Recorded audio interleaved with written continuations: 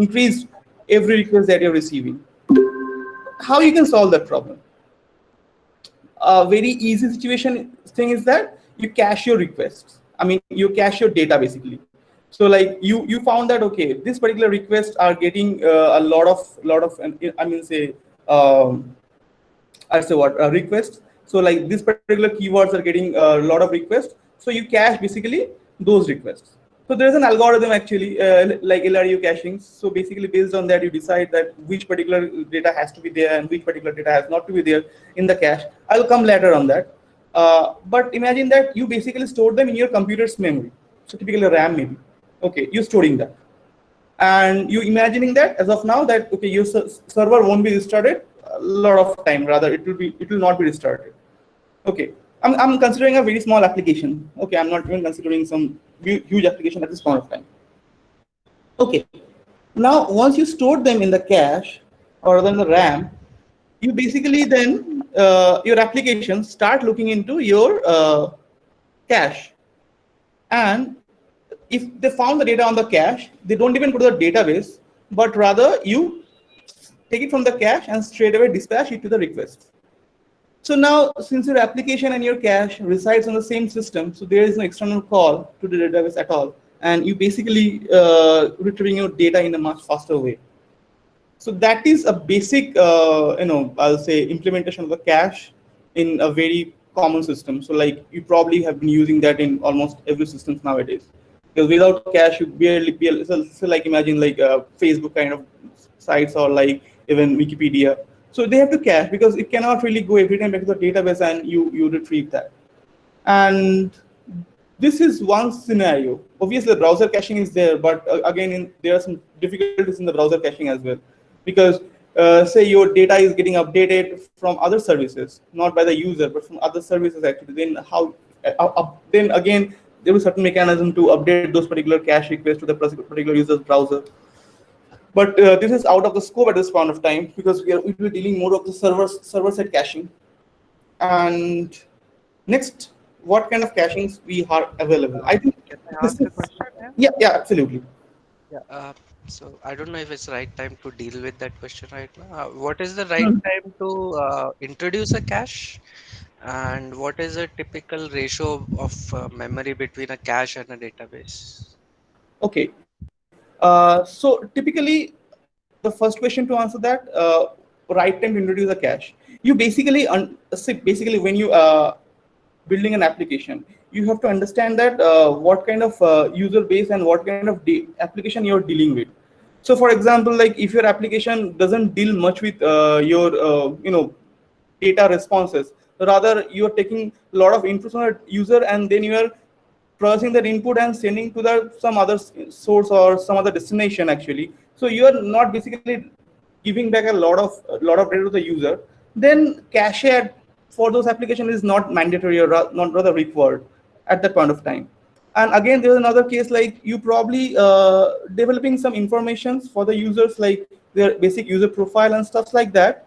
But your user base is very small actually. So for example, you are dealing with some 100 customers. So you can cache their profile information still, but it's not mandatory because your database calls are expensive, but again, you can manage with that. But when the volume of the request goes up and you are dealing with a lot of data as a response, like for example, like your Facebook timeline. So a Facebook timeline, like you have already a lot of volumes of customers in your application, and on top of that, it's more of data centric because Facebook, apart from posting some data, actually you are retrieving a lot of users' data on the timeline of the Facebook, right? And in those cases, actually, you cannot really go back to the database every time and get it up. So they follow a different mechanism, but again, they're caching it. So they follow a thing called eventual consistency and distributed caching. So we'll come to that point later. But yeah, I mean, caching required, I mean, mandatory required for those kind of applications. Does that answer to your question? Yep. Okay, fine. Now the question comes, the problem actually arises first. So like in the last diagram actually, if I go back, I'm just exiting and going to this. Sorry. Um,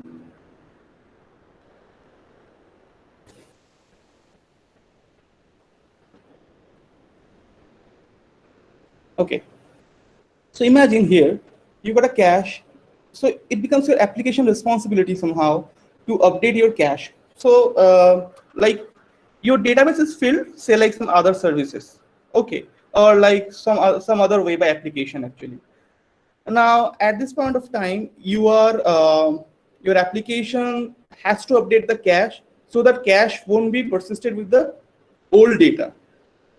Your data may get changed. So like say for example, like for India, the number of states was different last year and the number of states is new for this year. And in that case actually your cache, if your cache is not updated, then your cache will persist with the old data. So somehow you have to update the cache records as well, isn't it?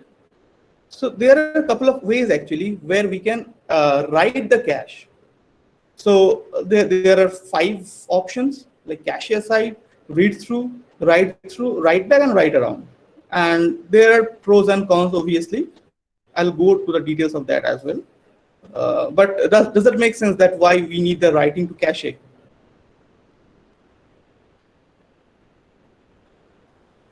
Okay, I'll take this as a yes. You understand? Okay, cache aside. The first point was cache aside. So the first diagram that we have shown actually is cache aside basically. So aside means what? Sitting next to somebody. Okay. So what is cache aside? In that situation actually, the cache will be sitting next to the database. Okay. And application's first request. Okay. Whenever the application first get a request actually from any other, and it will check in the cache. And if there's a cache miss, then it will go to the database and retrieve the data directly, and it will update the cache and send it back to the user. So that means what? You can see in every time if there's a cache miss, then only it will look into the database and then it retrieve the data from the data and update the cache. Obviously, if there is no record for the database, then it will not update the cache. That's for sure. But like if you have the data, so for example, like say like user. Okay, or like still again back to the example of in India. So the situation might arise that your application uh, found the data for India in for India in cache, and it will send it back to the user. If it doesn't found actually, then basically it will go to the database, retrieve the record, update it to the cache, and then it basically send it back to the user. So it becomes application's responsibility to update and keep a track of the cache. Am I make sense in here?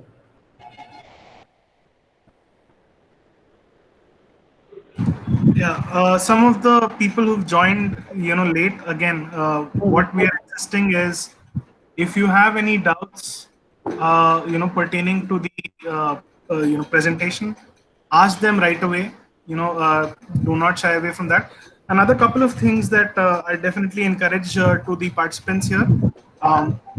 If they, unless they don't have a question or they do have a question, they can keep their mics on mute. Most of them are doing that.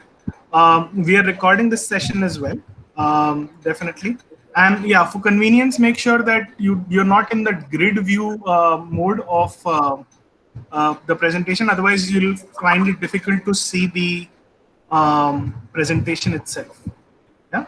But yes, if you have any questions, please feel free to ask right away or put it up on the chat. Do not hesitate in doing that. Okay. So, like we understand cache aside in that case, but the biggest drawback of cache aside is a cache miss. So, in every time, if the application will first, since it's looking for the cache records first time in the cache, so that means there will be a cache miss every time. So that's kind of a drawback. Next comes read through. Read through basically what? So application doesn't really like in cache aside what is happening. So application knows that okay, there is a cache data and there is a database. So there are two sources of data we have. So first I have to look into the cache, and if it's not there, then I'll look in the database, Then if I found it, I'll update it, and I'm send it to the, update to the cache, and I send it to the application's response, right? But what is read through?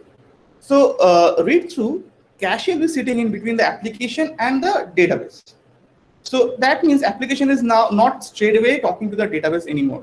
So application requests every time will hit to the cache, and then it will from the data, then it will go to the database, and then again it will be sending it to the application. So if you look at to the diagram actually, so previously the cache was sitting next to the database actually. Now here application basically is talking to the cache every time. It doesn't really talk to the here anymore, database directly anymore. Okay, and it basically so basically what happens actually, so like the application requests a data, okay, and from the cache of course, and if there's a cache miss, the cache is basically responsible to retrieve the data from the application. So it's no longer a situation actually for the application to retrieve the data from the database. So application requests it from cache, so it will treat the cache as a source of data. It will no longer know about the database. So there's a thing called Couchbase actually. So Couchbase, what they do actually, Couchbase basically automatically manages their frequently requested data to the memory, and those the data which are not frequently requested, they'll be keeping the database itself. So that's how they manage it actually. So read through is quite a good example if you're using Couchbase. So your application talks to the Couchbase, and so Couchbase basically different types of buckets, and based on that, so if you have a certain main cache bucket in Couchbase, and then basically the application talks to the Couchbase, eventually Couchbase treats the cache as the middle tier for the application, the actual data. So in that way, what happens that your application having a cache miss though, but it's handled by the cache layer itself. So if application is no longer handling the cache miss. Am I making sense in here? One question, Abhishek. So, so you're saying that if there won't be any data in cache, so it will try to fetch data from database, right, and then it will update accordingly. Yep. So will there be any mechanism inside? I mean, will there be any business logic in your application, or it's a responsibility of cache? So that I mean, so my question is related to like if there won't be data in database, so why cache will go to the database and then try to fetch the data? So will there be any intelligence in cache itself, that whether I should go to database or just return back to respond to your application? No, it's not like that actually. So, so imagine that cache as a storage, okay, and application doesn't really know about database, okay, as per the diagram. So application requests data from the cache, okay, it is cache or database, it doesn't really know about. So for source of truth or source of data for the application is cache. And if that cache miss happens in the application, so cache basically decides that okay, I don't have the data, so my source of data is the database, okay, that the cache knows, right? So whenever say like you are requesting for data of Canada, okay, so application sends, hey, give me the data of the Canada, like Canada's geography and their states, number of states and everything. So cache looks into his internal storage, that's memory basically. Hey, do I have that data? No, it doesn't really have it. Then it will go to the database. The cache will go to the database basically, okay, and it will get all the data from related to that particular entity from the database. So like if obviously if database doesn't have that, then it will be a 404. So like I don't really have that record. So there is no question of caching. So caching only comes when you have that data. If you don't have that record in your database as well, then how can you even store that information in the cache or wherever? Okay, it will be no data for that case, and you won't be updating the cache. So in that case, cache will be going to the database, and it will be retrieving that particular record and putting in the memory and sending it back to the application. So like I said initially, Couchbase. So how Couchbase does that? So Couchbase has its own internal mechanism okay, through which they analyze that which particular data are getting requested quite a lot of time, and then they take those data and put it on the disk instead of the database. So it's kind of a say like for certain information, for example, India, Pakistan, Afghanistan, Sri Lanka, getting a lot of requests, and instead of keeping them in the database directly, but rather we should place them in the cache, and application will talk to the cache and it will get the data from there. And say like suddenly if somebody searches for Germany, probably that particular request never comes in last couple of days, so that was in the database. So then cache found that, okay, I don't have really that record. Let's go to a database and check if he really has that information. Okay, he has it.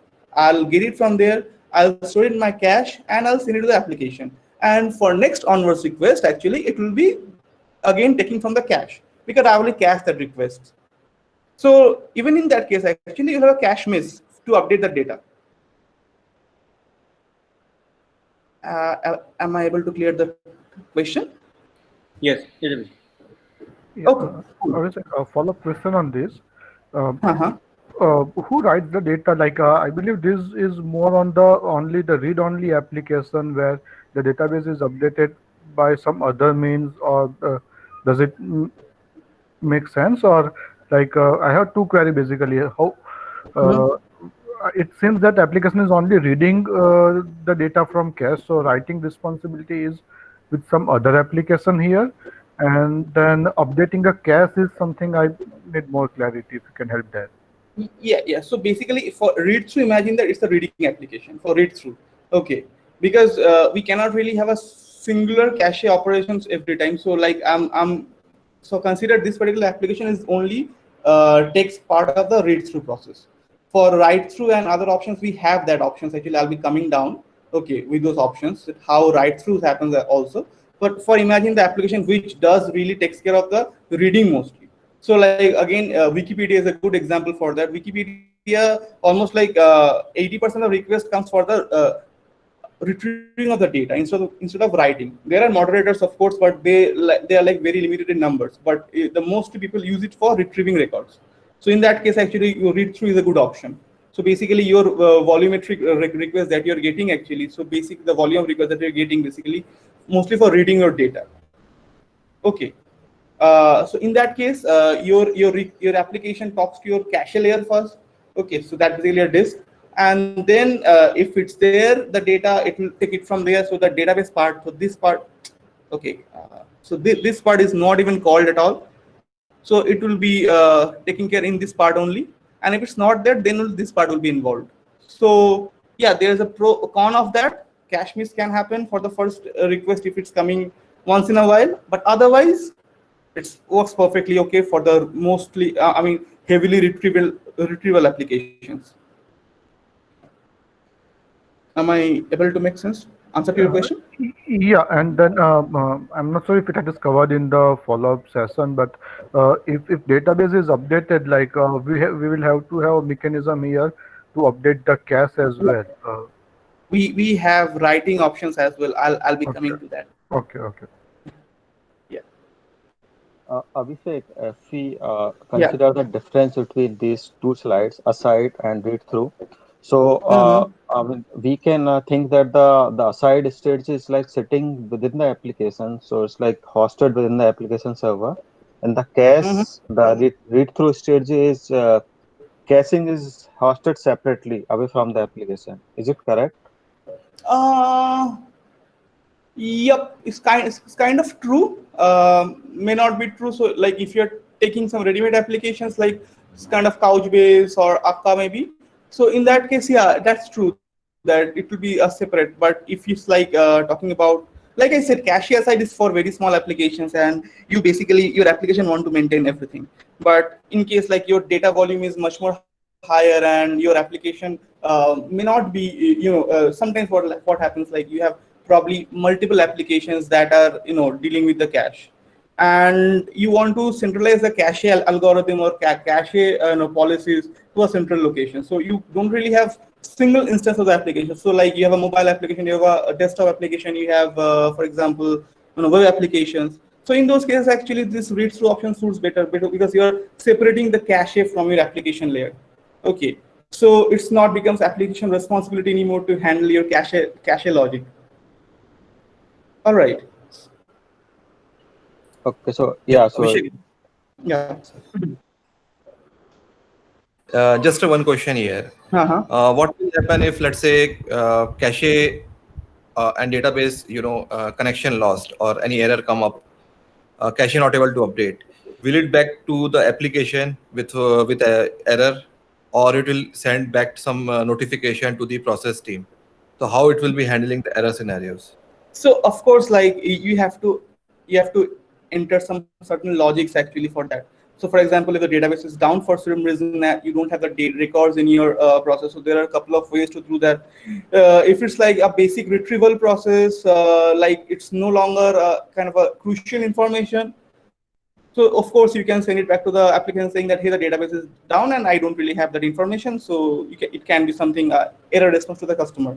But if it's like crucial information, then basically you can have a queue on top of it, on top of cache. So whichever records are kind of a cache miss that happened actually, and then basically we can keep it in the queue and we can eventually process them using a separate application. But depends on the application simplicity. So it's not really a mandatory thing for having a read-through operation. So depends on the what kind of data and what kind of information you're dealing with. So for example, like you are talking about some mark sheets. Okay. So somehow due to heavy traffic, actually the site, the database is no longer able to cater. Okay, but somebody has requested that. So probably with the roll number and everything. And then in that case, actually you can, keep it in the maybe a RabbitMQ or maybe SNS if you're using AWS. And then once your database is up, basically, then you can have a service which basically reads those records and it basically updates those cache, or maybe send a notification to the particular roll numbers. So there can multiple mechanisms, but those are like not related to the cache at all. Because you can have a cache miss. If your database is down, you will not get the records. Okay. Okay. I have one question related to read through. Yep. So how do we manage consistency between the database state and the cache state?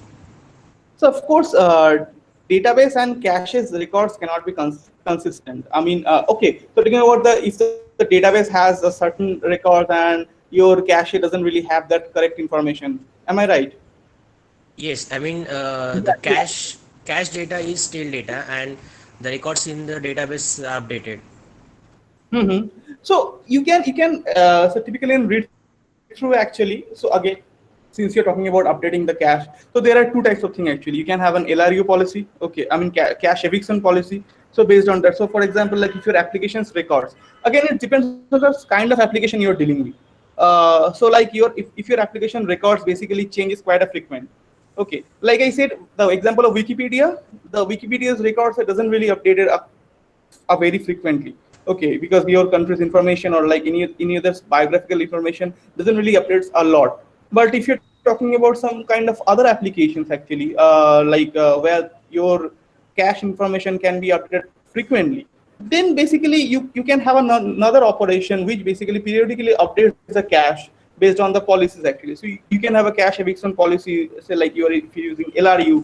Okay, and based on that, if your cache records are getting evicted from the cache, say for example every 5 minutes. Okay, so basically your read through operation happens. So for example, if your data has been cached in the particular cache layer for 5 minutes, and your application will be gathered the latest 5 minutes records, and after 5 minutes those records will be evicted from the cache layer. So again, there's a cache miss happens and it updates the data. Okay, so one more follow-up question. So Mm-hmm. if I have a application which updates data frequently, so instead of Mm-hmm. relying on the eviction, should we directly use a write through, which writes data through the Lost. cache to the I application? I just lost you. Sorry, I don't know your name actually. Amar, this is Amar. I just lost your voice. Can you please repeat again? Okay, so if I have an Yeah, application which frequently, am I audible? mm-hmm. Hello, am I Yeah, audible? absolutely audible. Yeah, okay. So if I have an application which frequently, Yeah, absolutely audible. I can. yes, which frequently updates Yeah, the yeah, data, you so are audible. should I go with the write through in this case instead of relying on the eviction? Will that be a correct choice? Frequently, so like how frequent? No, of course not. Of course not. So like there are other three options available. So you probably can see them and you can decide which one will be perfectly. But yes, actually. So like your you have when you use read through actually. So if your cache, I mean, data are not updating very frequently, or like your data is basically taken care, like as a storage basically. So imagine like you have tons of information of various records, and those that you can see that okay, it can be updated of course, but not like as frequent as you're expecting. Okay, and in that case, actually, you can use read through policy. So basically, your cache eviction policy set to certain, say like 5 minutes or maybe a day, and based on that, your cache has been expiring and your new cache comes in. Like and if your application is like doing both read and write, so like this application layer is basically doing both read and write very frequently, then read through is of course not a perfect choice. Of course, there are other choices actually. So I'll be going through them. All right. Does that answer your question, right? Yes, kind of. So Uh-huh. Okay. yes. Okay, fine. Probably Hi, it will be Abhishek. Abhishek, clear Yeah. when we visit the other options, I guess. Yeah. Okay. Yeah, somebody was saying I missed him. yeah, Abhishek, this is Paras here. Uh, Actually, I Hi. have one question.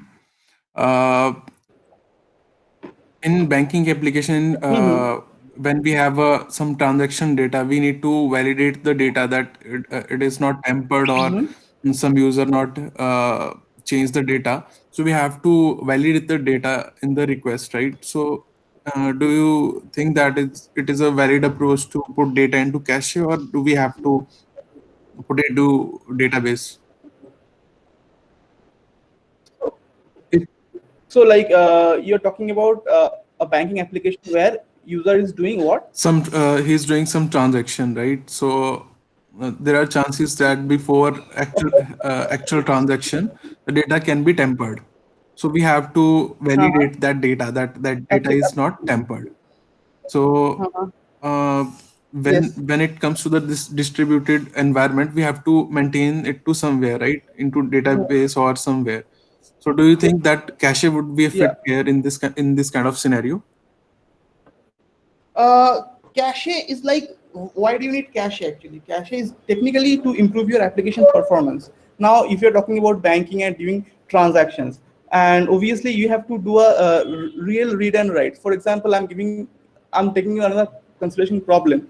So like you have your application is read through a cache layer. Okay. So like not a read through, maybe a write through. Okay. And your application writing all the transaction information to the cache.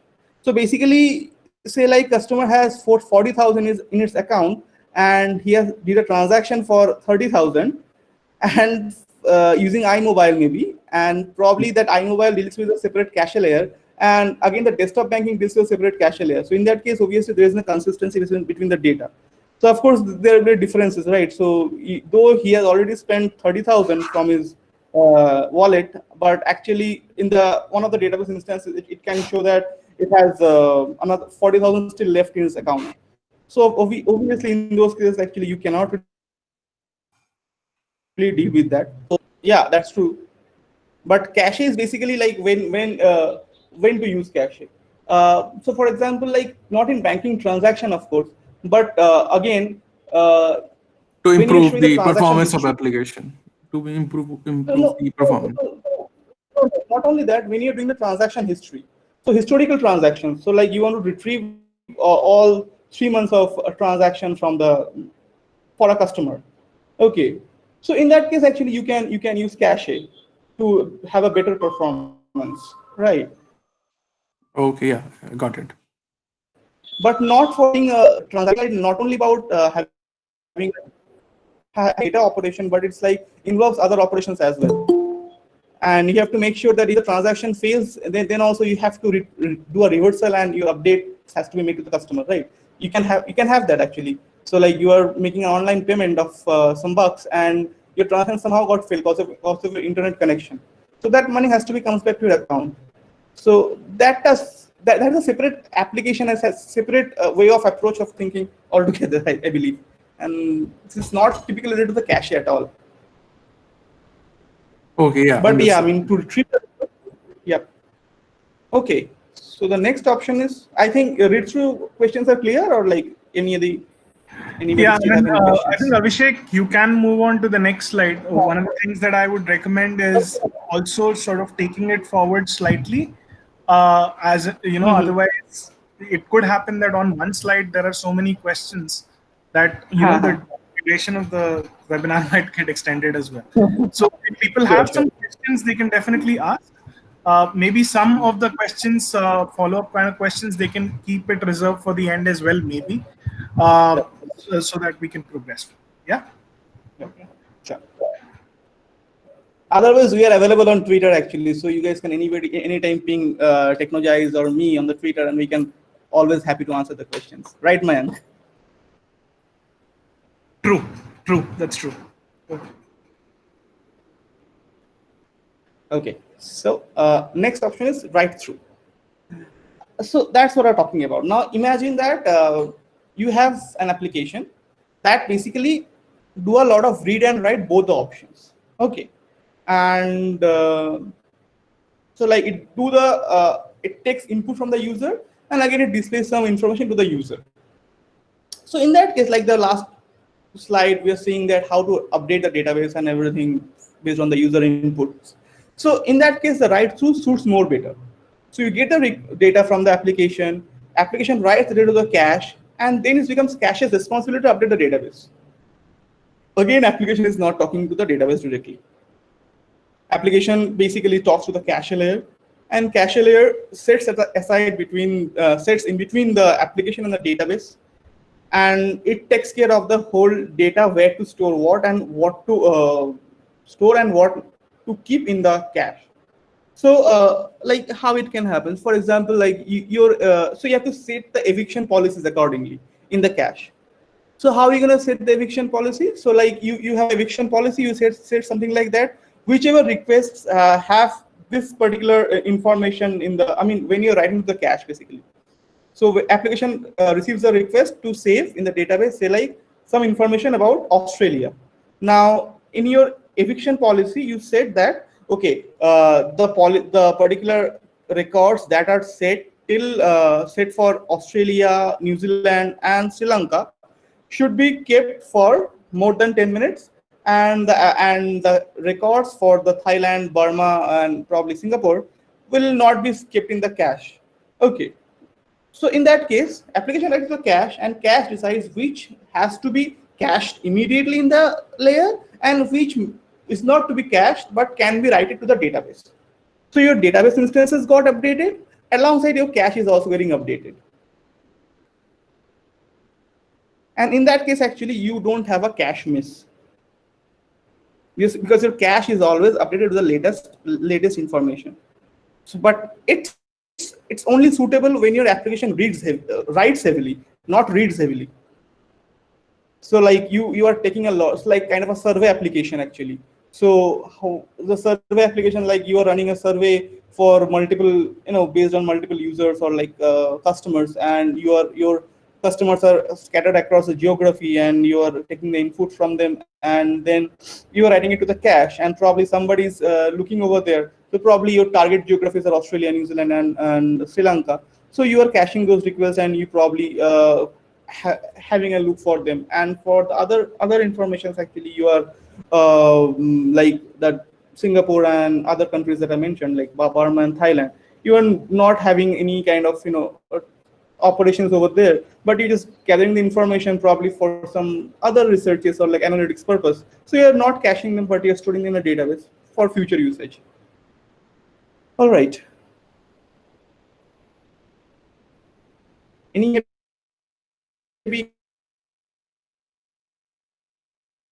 Anybody have any questions? Yeah, so Abhishek, this is Rajat, and so in that case, if there is a write through, then we always have to read from. I mean, if there are two applications, then always your application should read from the cache. Otherwise, before writing to to the database by the cache, if anybody read from the database directly, then there will be an inconsistency, right? It's simultaneous of course, right? So right through actually simultaneous. So for example, like if your cache is getting updated by the application, then probably within less than a millisecond it will be updated in the database. Okay, so it's like doesn't not take a huge lot of time. It's not an interval or periodic update in case of a write through. Okay, so like it will be immediately. So of course your application can speak to the database and it can get almost the latest data from the database. It Okay. doesn't really have to be, kind of a delay in that, because there are options which basically writes later. So we'll be coming to that as well.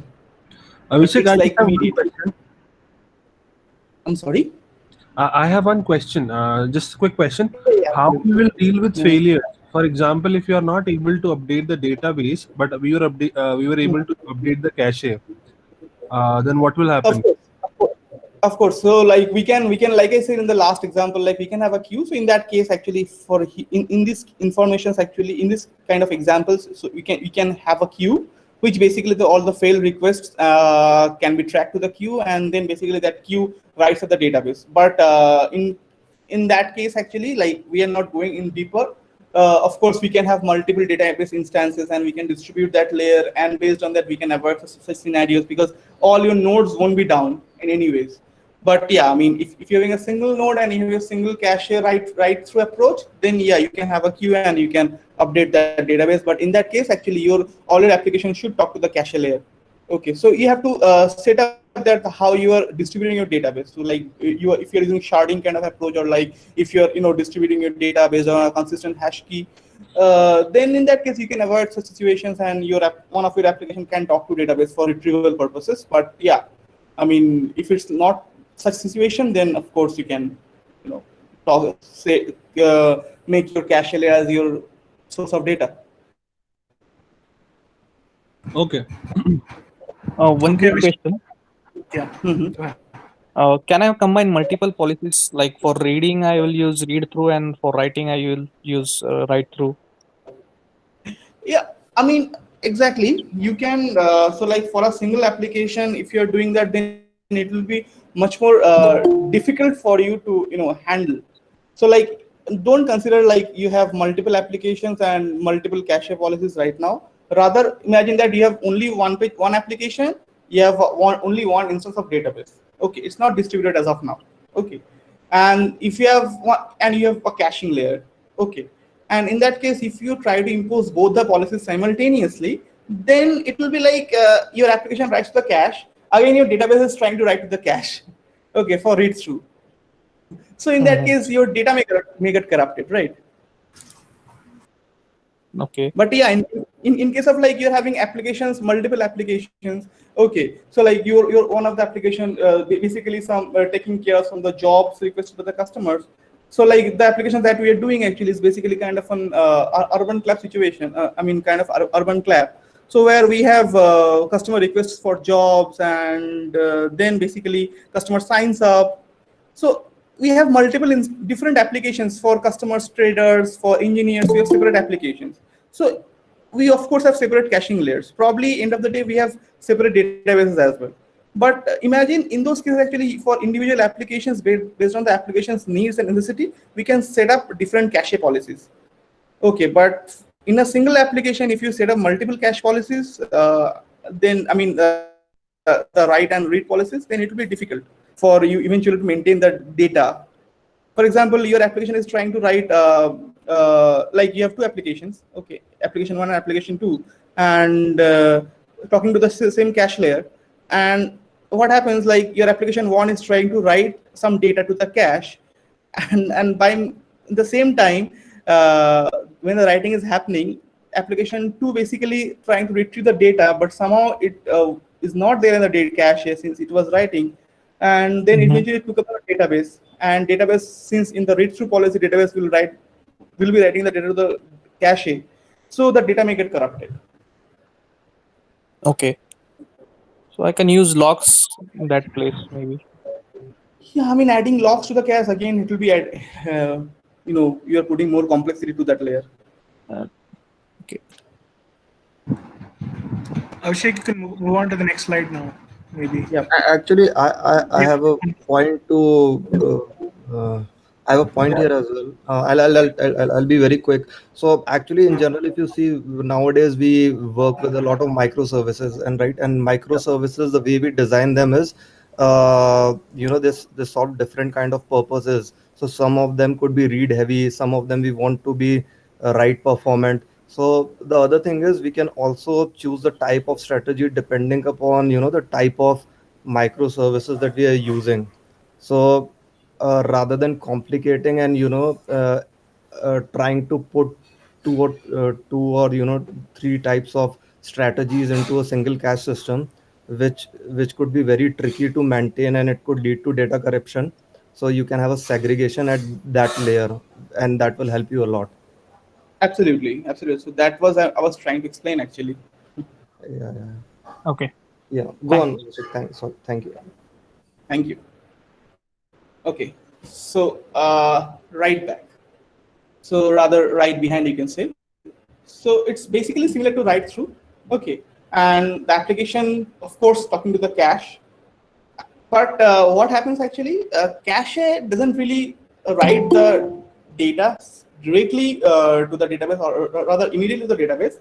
It will be what happens, like say after some interval actually it will be updated. So for example, like you can see that there are a lot of caches, a lot of application requests are coming, and cache receives those request and update the cache information. And once that is done, then after flushing the data, then basically it will go to the database and updates the record.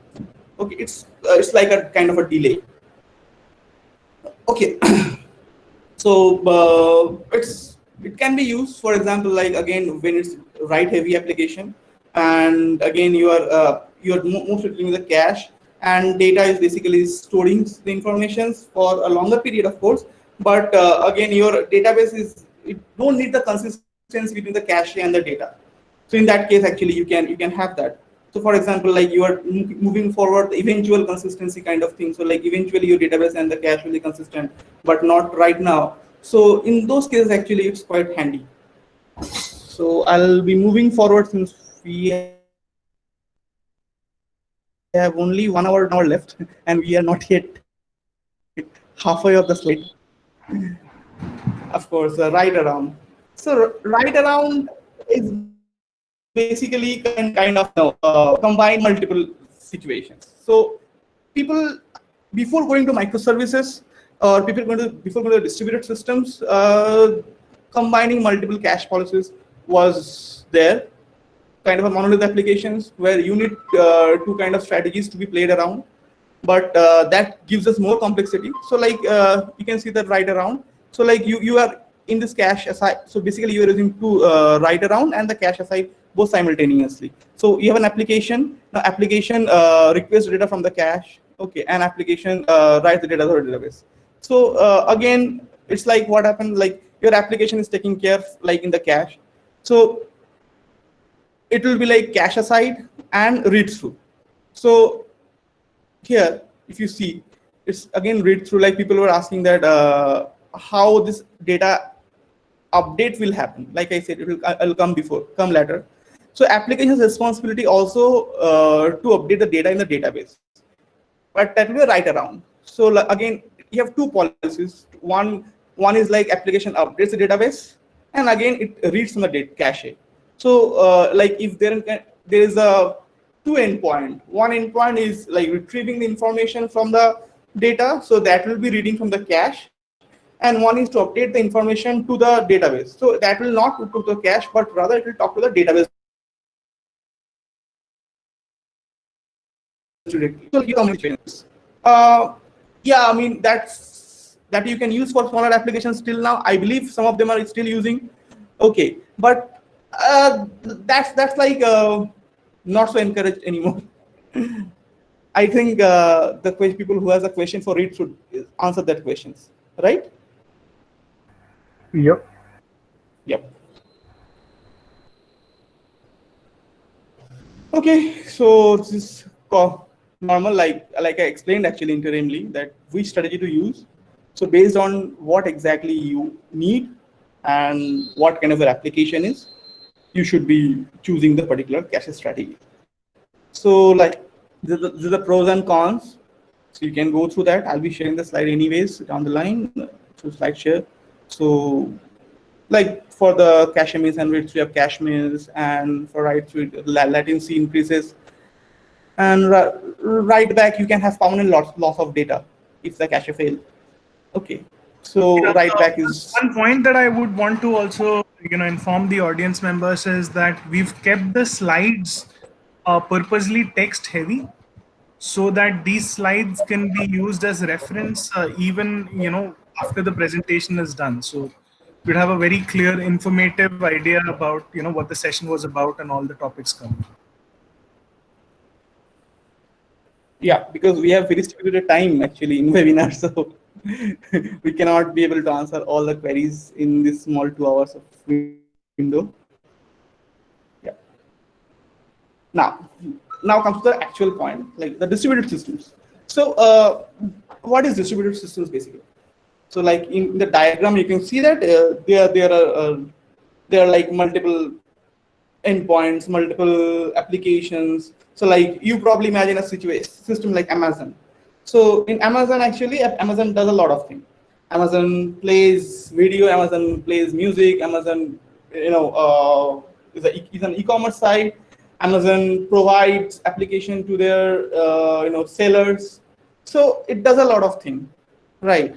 Now it cannot be a simple application, a single application which takes care everything by its own, right? So there are a lot of modules, and the individual modules has their own requirement and own needs and own type of architecture and own algorithms that are placed to perform at its best. So of course there are some communication between the individual layers. At the end of the day, say imagine like if somebody is not selling a MacBook on Amazon, even though as a buyer you cannot really purchase on Amazon, though Amazon is trying to do that. So you need the sellers and the buyers both in the platform, but obviously the sellers application, the buyers applications, both are quite different, but they are somehow talking to each other. So distributed system can be achieved in various ways. Nowadays, microservices is one of the most easiest way and one of the most robust way, I'll say, to achieve that platform, because you are making bounded context for individual services. You are writing small services which solves only a simple problem, but that's like having a kind of probably say like I'll say for order services. So like in the Amazon order, actually you have orders, inventory update, payment transaction, and shipments. So probably in the order, actually you have four functions that are happening. So in a typical monolith application, what happens? Like you have order function, then you are coding subsequent modules located in the same applications, but and they are performing in a transactional way.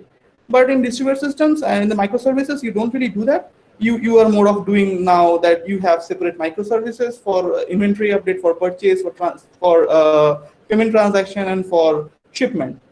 So like they are actually called up in various way. Like in Azure you can use logic apps, in AWS you can use step functions, or maybe you can have your own orchestration layers to do that. But again, you need cache. You have to cache your data, because application will be showing a lot of data, a lot of information, and you have to cache them somehow. So in a typical situation like Facebook or Twitter, they are read-through applications. So they basically display a lot of information, like your friends' photo uploads, somebody's tweet, or maybe some kind of people who are trying to promote something, all these things.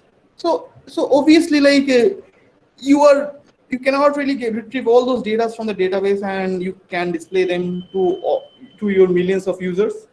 Not possible. So you need caching. Again, caching in a distributed system means like you are trying to cache a lot of data into multiple computers, right? How to do that?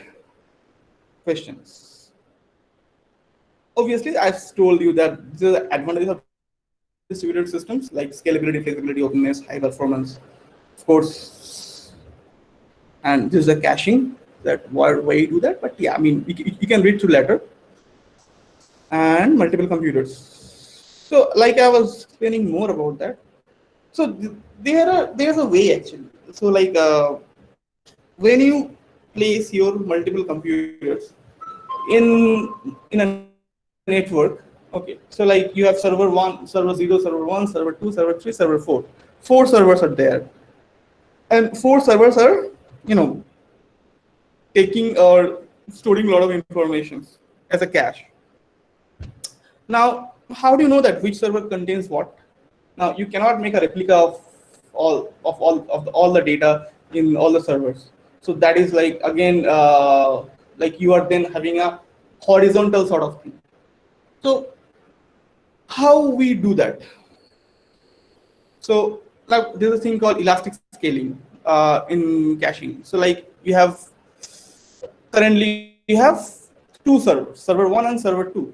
Tomorrow you see that okay, I'm getting a lot of users and my request volume goes up, so I have to add two more servers to cache more data. So that's like a typical horizontal scaling.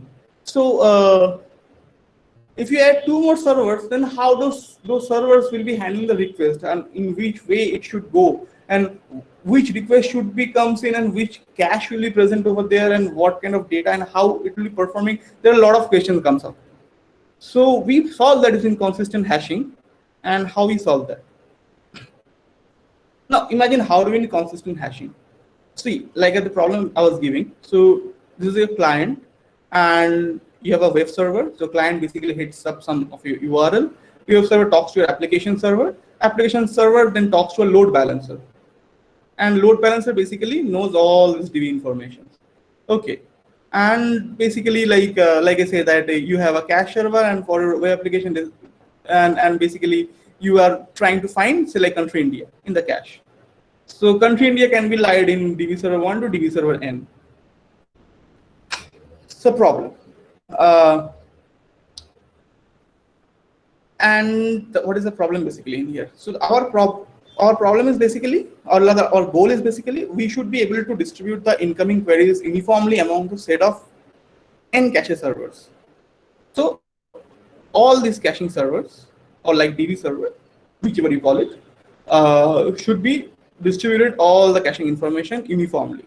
Okay, and we can remove one of the server, like say like we want to remove the DB server 2 and we want to place another server, or like we want to permanently decommission DB server 2. We may do that. Okay, and basically when we are trying to update the cache information, we need to move a minimal amount of data between the servers. So like if something like DB server 1 is getting updated with some information, then it shouldn't be replicated in all the nth instances. Rather, it should be replicated to a minimal number of servers. So basically we do that using hashing basically. So like we have a hash function, and hash function gets a key, and based on the key we get a hash value. And hash values are usually can be a GUID or like can be a numeric number. Okay, based on how your hash function is using. So there are a couple of hashing algorithms available. It's at the end of the slides is given there. So we'll be discussing about them today. Okay. Like imagine that we have 4 caching servers. So like the server 0 is in the key 0, and server 1 is having key 1, and we are having server 2 is key 2, and it's key 3. And like the caching function, like from 0 to 7 maybe. Okay, and for the server 0 it gives key 4 and key 5 and key 6 and key 7. So like we have to assume that when key 0 is passed to hash function, it should be it generates a hash value 0, or key 1 generates 1, and something like that. So basically you have to uniformity between the key that you're passing and the key that you're generating to hash function. That should be uniform. Okay.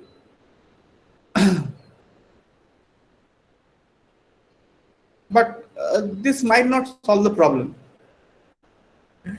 So like the situation that we've shown actually, like if you're adding more servers, like we are doing horizontal scalability, we are trying to achieve the horizontal scalability. That is one of the most need. So like if you place another two servers, like say like we have server 2 and we have added server 3 and server 4,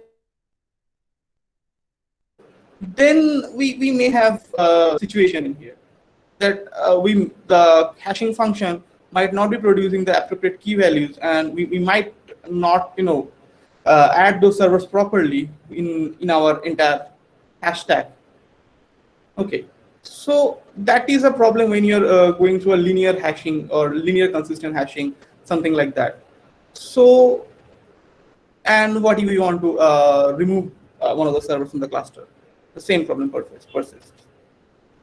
So like it will be more drastic though, but yeah, I mean, so you have to avoid two things. Abhishek, again, to the crowd, this is the previous two slides that he was showing was basically going to be the crux of this presentation around distributed caching.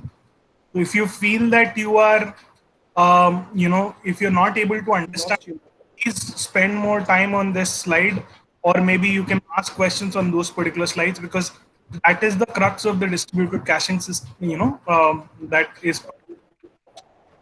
So please feel free. If you think he's going fast, you can interject and you can raise your questions. And if you think it's okay, then it's fine. But do not worry about asking questions on this particular topic, because this is like the central topic of the presentation today.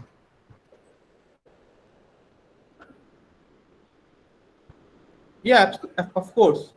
So if you have any questions, just feel free to ask me. Okay, so meanwhile I can proceed. So, okay, where I was. Uh, First of all, the data hotspots. So what is a data hotspot basically? So like in your distributed systems, actually, some of the server may contain a lot of data. Okay, and some of the server may contain a minimal data. So the servers which basically contain a lot of data becomes data hotspots. Okay.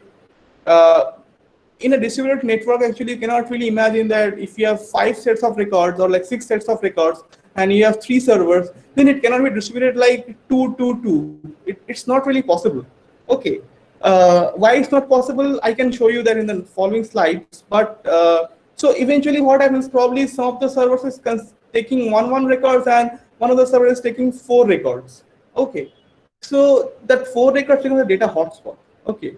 And in some of the case, like, because it what happens, like based on the key, actually you do that. So some of the hash keys that you're getting, actually the key range is false like that, and based on that, those servers are doing more query operations, keeping more informations. So they becomes one of the primary source of data, not primary, I'll say, like kind of a hot source of data for the entire request and response mechanism. But we have to solve that situation to a minimal approach, and how we do that. So like we use consistent hashing, or rather consistent hash ring, you can say. It's kind of a ring basically. So we basically place a server in a ring format, not I'll say physically, but yeah, of course, kind of, if you look into the picture and everything, you can understand that. Okay, so I have a question here, a couple of Yeah. questions for you. So this distributed caching, basically, which all products are can be used here, like Redis, Couchbase, etc. And Yeah, are yeah, yeah. Yeah, and of course. sorry, go ahead. So Couchbase, Redis, Akka, Akamai, these are all provides, even AWS Elastic Cache. Okay, they all provides distributed caching, of course. And of course, you don't have to write consistent hashing by yourself because they already provide algorithms. I think Ketana is algorithm, actually, that's kind of popular. That's true. But yeah, I mean, before utilizing those things, actually, we need to understand that how they really works internally.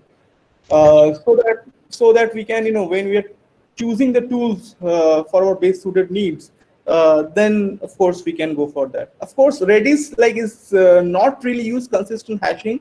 Redis uses own data structure, which is not following the exact algorithm of the consistent hashing. But if you go to Redis website, they say that we use our data structure to solve the problem and keeping the data in the memory.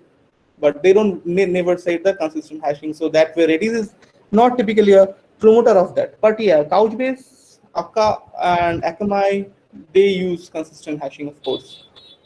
Okay. My second question is we went through 5 strategies of caching.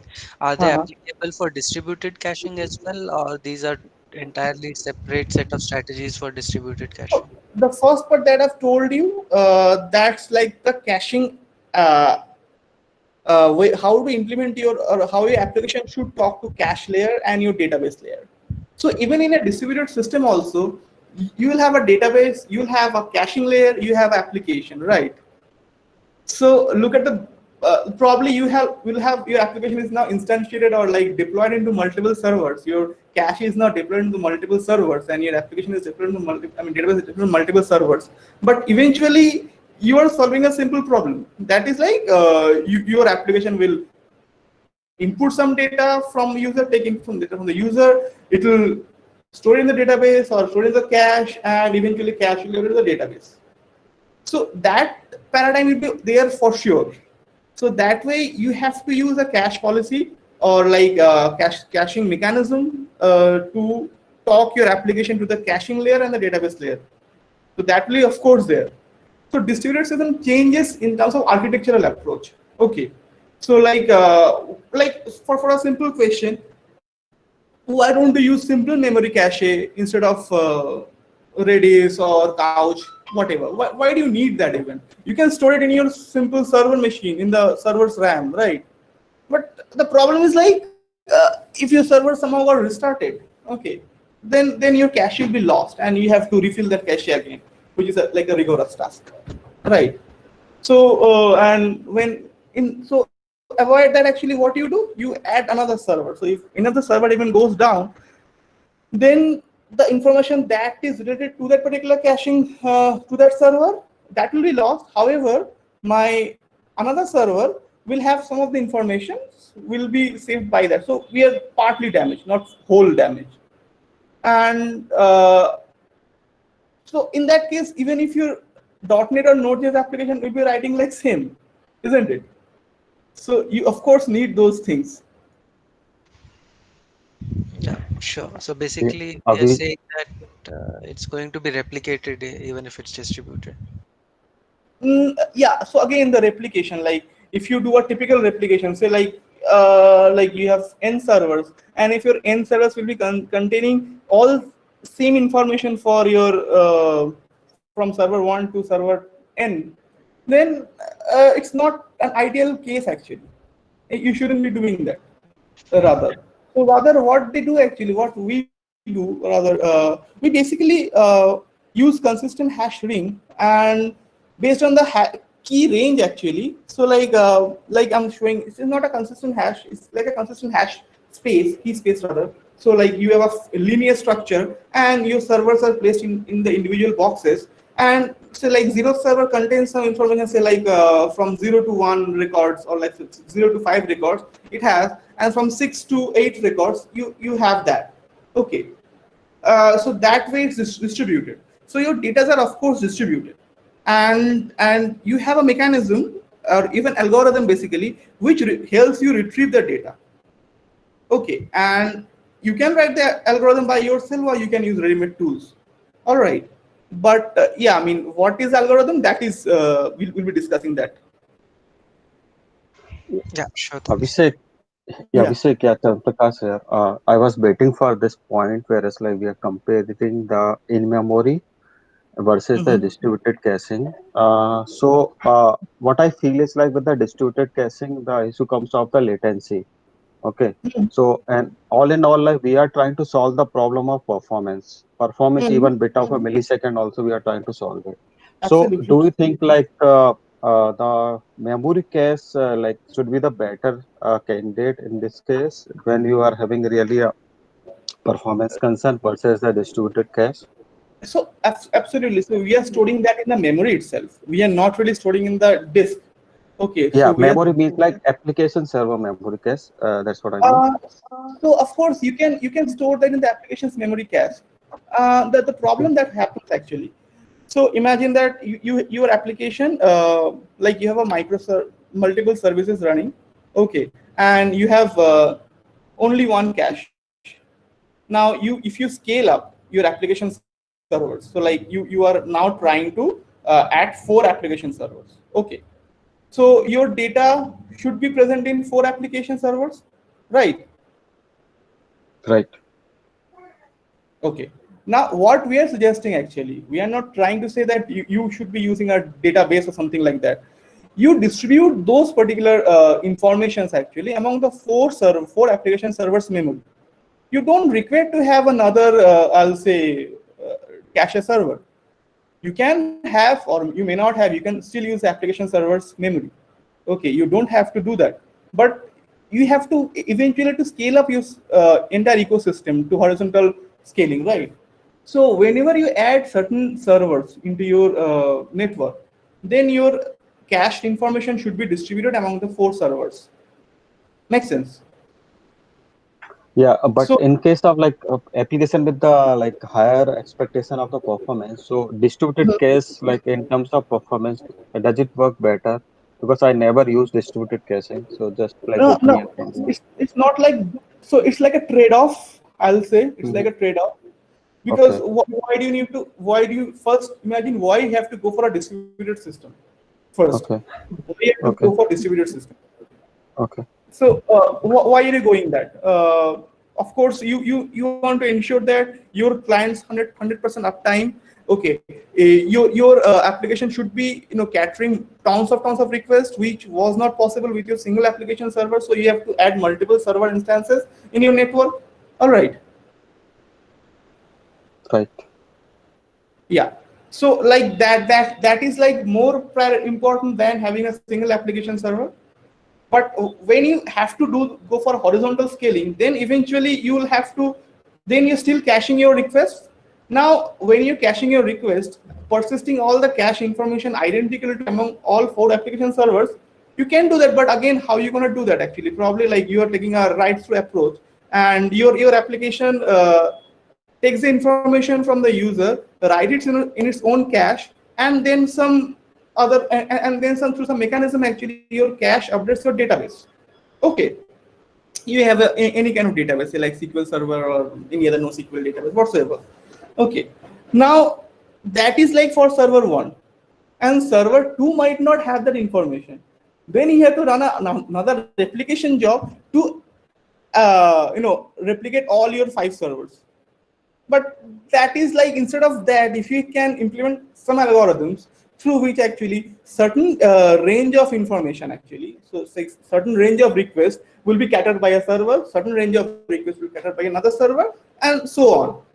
Okay, so like for example, like I said, hashing actually. So like say the request ID, I'm hash that. So it comes, so whichever request ID after hashing falls from 0 to 5th range will be catered by server 1. So like 0 to 5 will be sits for, or ranges for server 1, and 6 to 10 will be for server 2, and so on. okay, yeah, This is not an ideal image though. We'll be going to a next slide to understand that situation. So look at this image. So starts from 0th server. It's a ring, right? So you got a request, and from 0th to 5th server.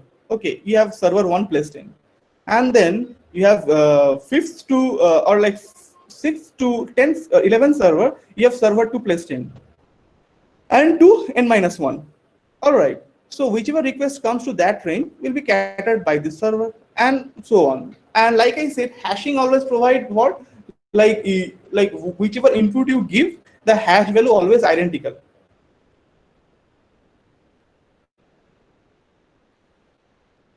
Am I able to understand? I mean, explain you? Yeah, Abhishek, it's clear. Thank you. Okay, okay, cool. Fine. I'll go it little fast because you have to cover in half an hour.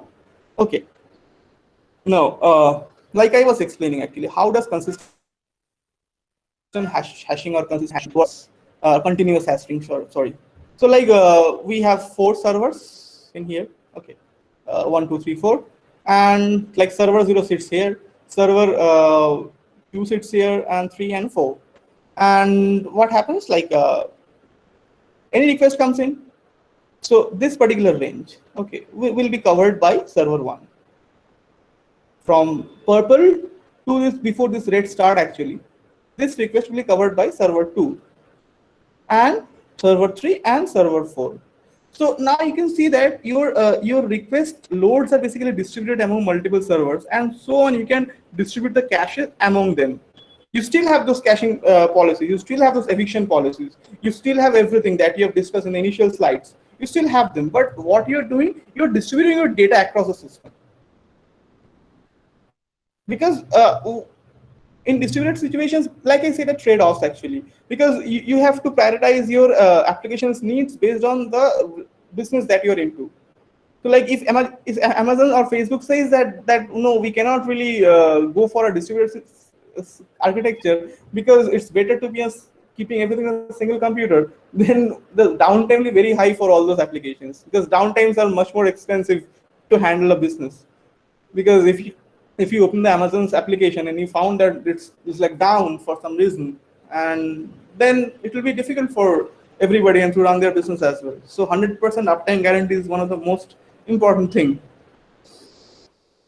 Okay, like I said, how does it work?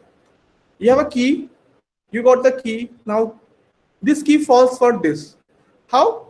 Based on the key and the range the server falls in. So say like from range 0 to 7 scattered by server 0. So all that key comes from 0 to 7 should go to server 0 and and same for server 1, server 2, and server 3 and server 4, so on. Okay, this is again a repetition slide. Basically, you can go through that once we shared that. Okay, now imagine that we have to take down, or one of the server goes down. Okay, so what happens now? Since your data are distributed, and if one of the server goes down, then this will be managed, and all this the requests that are going to that server green server right now will be going to that purple server or blue server. Of course, the data that were there in the server 0 will be lost if you are not doing a basic replication. Replication will be there, but we'll not be replicating all the information to all the servers, but we'll be replicating few of the information to the nearest servers. So green server will be replicating its data to the purple server, and purple server will be replicating it to the blue server, and blue replicating to the green server. So technically your data are not lost. Again, your servers are not data heavy because you are not storing all the information to all servers. You are not doing a mirror replication actually, but you are basically taking the leverage of replicating one server to another server. I mean, say like your server 1 information contains all its information as an active, and as a passive, it contains the information of the blue server. And again, the purple server contains information of his, of course, and the server of red server, or the green server, sorry, green server. That's how it works. Any questions? I'm slightly unclear about the replication and how the Yeah, data loss can be addressed. yeah, yeah. So basically, so imagine the situation. Somehow your server 1, so server 0 goes down. It can go down for some reason, hardware failure or something like that, and you have cached a lot of data in that, so that will be gone, right? So you still have that problem remains, that you may have a data loss. All right. So how to avoid that actually? So to avoid that, we'll be replicating the active data of server 0 to its nearest neighbor. Okay, it will be going the clockwise. So its nearest neighbor is what? Purple. Sorry for my bad color recognition. It's maybe violet or a purple, whichever you call it, but this one, where my mouse pointer is there.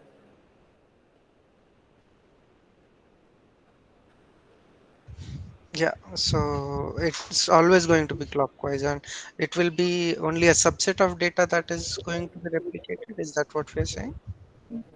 Yeah. So the server, whichever data, so like you have a chunk of data. Okay. Now all data are distributed among this all four servers. So those four servers uh, taking some parts of data of the entire data set. Not so none of the server containing entire data in its own box. Okay. So as a whole, they are representing the NS data, but they are not copying the entire data set in their own machine. So server zero say like data set from 0 to say like n minus 15. Okay, and that particular data, if server zero will be replicating to its nearest neighbor, which is purple. So what happens, like purple has a passive data of server zero. All right. So even if the server zero goes down, we still have the passive data or the replicated data of server zero to the purple server, the server one. All right. Yeah, got it. Got it, right? And of course, now since it's not So there, of course there will go among. Yeah, absolutely. Go ahead. yeah, I was asking that in this scenario, if say green server goes down, Mm-hmm. purple server has the responsibility for responding double the request compared to the blue side. Is that Absolutely. correct understanding? Absolutely correct understanding. Of Yeah. course, until you place another request,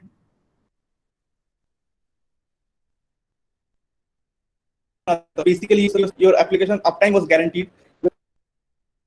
Present, only one range of requests will be impacted because your green server goes down. Your red and blue sits on a separate key range actually, so they will be performed properly as it was performing previously. But your purple server will be having a different load for some reason, and for the time being, until you place another server for that. Okay. Yeah, makes sense. Thanks. Yeah. So basically, you are trying to avoid the minimalistic disaster situation. I mean, the minimal damage. Because if you have only one server and if it goes down, then your application goes offline. But here is not the case. Yeah. Huh. Yeah. So basically, the problems are solved technically. Now the data was non-uniformly distributed, of course, and you don't have hotspot. Yeah, so basically we have already discussed in the question answering session, so how this goes, and so this is what the slides were. So yeah, and the replication I've already And explained. this will require a mechanism. Yeah, I was like, this will require a mechanism to know which Mechanism. hashing falls on which server. Is that correct? Yeah. So basically, I have created a small Node.js application to show you that. But technically, in industry level, we don't really write hashing or the consistent hashing, but by ourselves. There are a lot of ready-made packages that we can leverage to, because like there is no point of reinventing the wheel every time, right? Of Not course, about we. hashing, Uh, but sorry to interrupt. Not about but the after the hashing value, we get the hash value. Which node it will be for that mapping we will have. Like again, there will be some ready-made packages available, but that's the separate responsibility or the task or to do we will have to introduce in this. Is that correct? I didn't. I just your voice was breaking terribly. I didn't got your question. Actually, sorry. Can you just repeat once? Okay. Uh, yeah, I was saying that once we get the hash value out of hashing function, uh, where that hash range falls, that management, like Uh-huh. either with the green server or the blue server or the purple server, that is again a separate problem we need to address. Again, there will be some ready packages available, but those are the two separate things we will need to manage. Is that correct? Or I'm taking off the road? Yeah, of course. Like you have to manage where the particular server rings falls up. Yeah, that is true, that will be there. But again, I mean since you're you have to weightage, give weightage to your problem actually, that what is your bigger problem. Based on that we'll be deciding. I mean the whole architectural choice architecture comes to that. I mean which kind of architecture you choosing, that what kind of problem you're solving. Based on that, I Mhm. mean they're like, if you're gaming applications, and in gaming applications you cannot have a single computer, I mean single server in your network. So like you need to have distributed systems. So like that's presumed. Now obviously when you're going for some certain systems, there are certain cons, and you have to handle those cons probably with some difficulties. But yeah, I mean that is there, of course, but Okay. you Yeah, yeah, cannot that really also makes sense. go away Yeah, from that. yeah, that makes sense. Thanks. Yeah, of course. In the smaller applications, that is the best part. Actually, you can easily use cache, but again, in the application grows big, and you eventually have to face a lot of difficulties. And business decides that which particular problem has to be addressed at the quickest, and based on that, we decide. Okay, so yeah, so these are the popular algorithms. Mostly like CRC32 is used by Ketama and all this kind of libraries. And FNVH is also pretty much popular for hashing. Like I said, hashing a lot. So how are you gonna hash your particular things? So though even if you're using Node.js, somehow you don't even have to do that, because in Node.js you have ready-made npm packages, so you can use them. But if you're in some other languages, then you can go for Akka, for .NET, and for Akamai. Those are also good packages. So I'm not really sure about if somebody is using some other languages. Mostly .NET and Java and Node.js I know about. But yeah, I mean, of course, in Python there should be some pip packages, so you can use them. So consistent hashing is not limited to caching as well. Limited to handling your request. So like if you're trying to develop your own applications, own server infrastructure from scratch, you don't really want to use any ready-made packages, you can still use them. So like you have a load balancer, you write your algorithm with the load balancer, and based on the particular ring, I mean the key counts, and based on the server falls in that ring, I mean the part of the ring, you can divert your requests accordingly. So you can write your own things actually for that. I mean you don't really have to rely on something. If you want to try to develop your own product probably, then of course you have to understand this and you have to write from scratch. All right. Coding. That is the best part. I like to add one point here. Uh, so Yeah, yes, sure. consistent hashing is not has it's not only specific, or it's not just related to distributed caching. It's a general concept of data partitioning, and the way you can replicate Yeah. your data. Many of the databases and distributed systems rely on consistent hashing and consistent hash ring. So this is a generic or a general concept. I think it's used in distributed caching, but it's used in many other areas as well.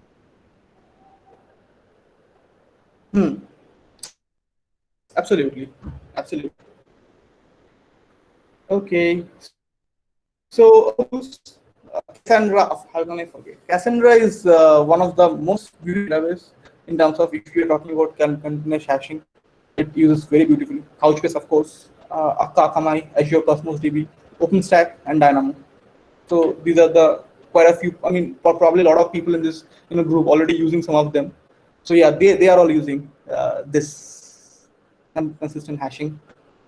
And yeah, there's the examples. So slide ends here, and we can go to the coding part. So let me zoom my. Okay. So imagine that. Okay, I have used a package called consistent hashing in the npm. You can go that you can take that from the npm repository, Abhishek, again, and yeah. Abhishek, Mayank here.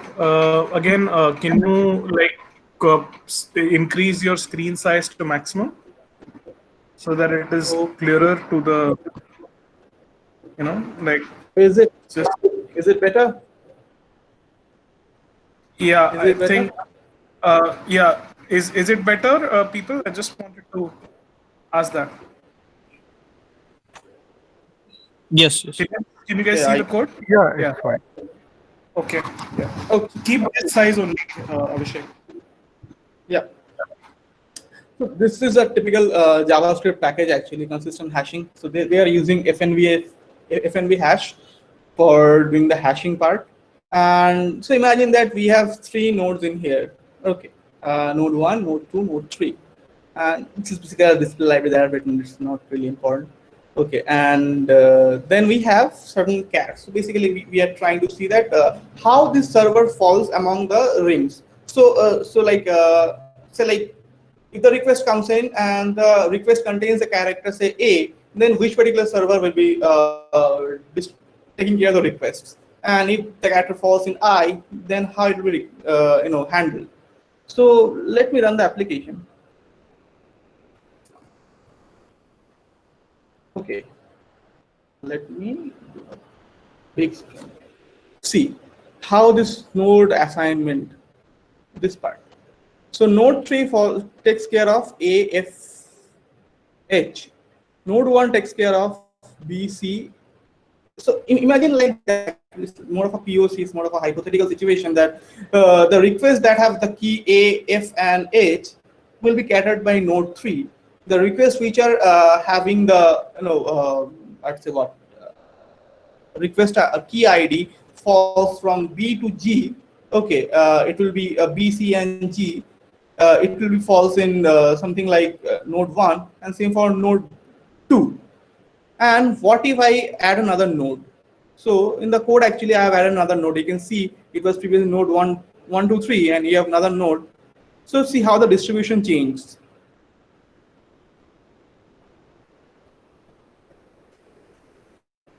All right. So now node 3 is catering only 3 ranges. Node 1 is that. Node 2 is only 1. Of course, it's a hypothetical. It's not optimized. Of course, you can see that why node is only catering the D request. However, node 3 and node 1 is catering more. It's not optimized. It's just a POC.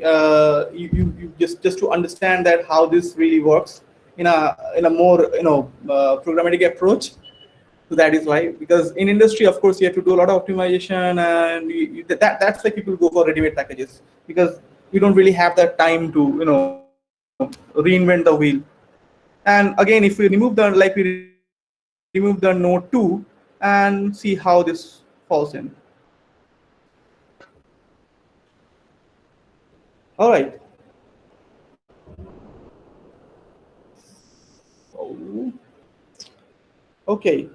Anybody have any questions?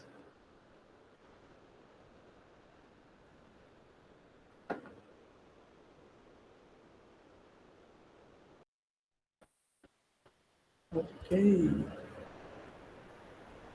Now let's see how Couchbase works. Yeah. So since it's not a server, it's a personal computer. So we'll be using Docker to adding multiple clusters to a Couchbase, and we'll try to replicate that scenario. So I've created a GitHub repository actually, which you can visit. It's there in the people presentation. You can go there. So I've written the comments and how to run those comments. So yeah. So you can see that. Can you see that? By the way, I was not zooming that. Is it viewable? Yeah. Yes. Okay. Okay. So let me go. I'm just running Docker containers.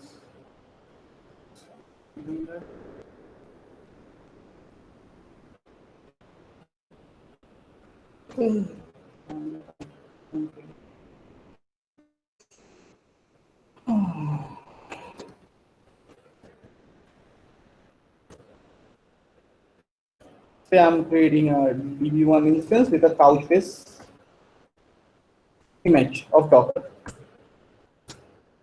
And since I have that image already in my local, so that's why it's taking a very less time. However, if you're running it from your computer for the first time, you're probably gonna take a little while to download those.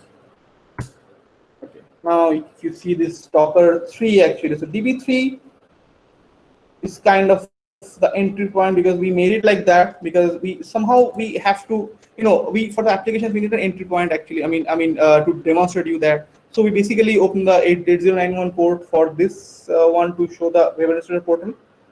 So we'll be writing the command like that. Okay. Basically they're not running. So basically if you run those commands, actually you should see that the application is running on 8091 port. So I'm not going to run that command, or maybe I can do it for one.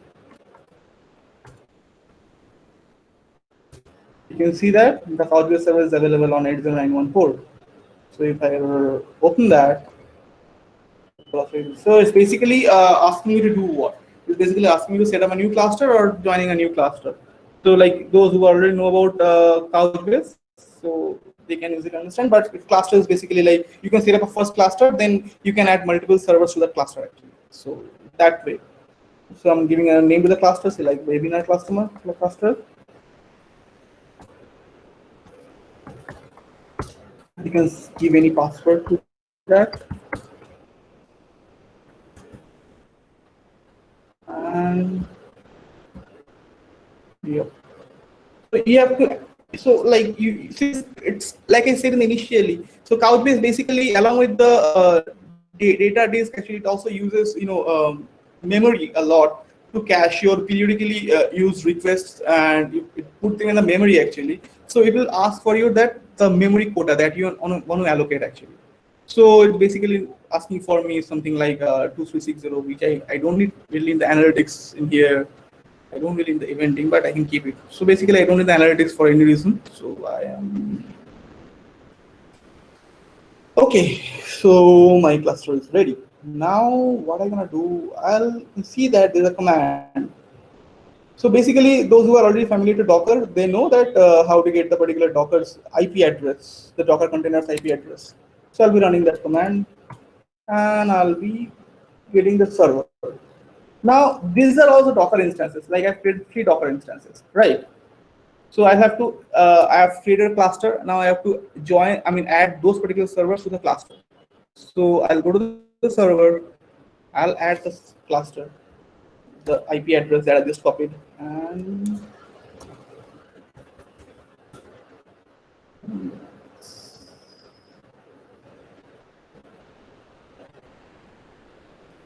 so basically it's added, but not taking traffic. So basically, as of now, it's just added to the cluster, but it's not taking any traffic. So I'll click on the rebalance. So rebalance means now it's mapped with the entire ring. So now it will take the traffic and it will distribute it accordingly. So what it is going to understand that how these items are going to be distributed. So you see these items, how this replication is happening among the cluster servers. All right. So same thing you can go for Docker, the instance 3. So you can run this command for DB2 and you can have the server. All right. And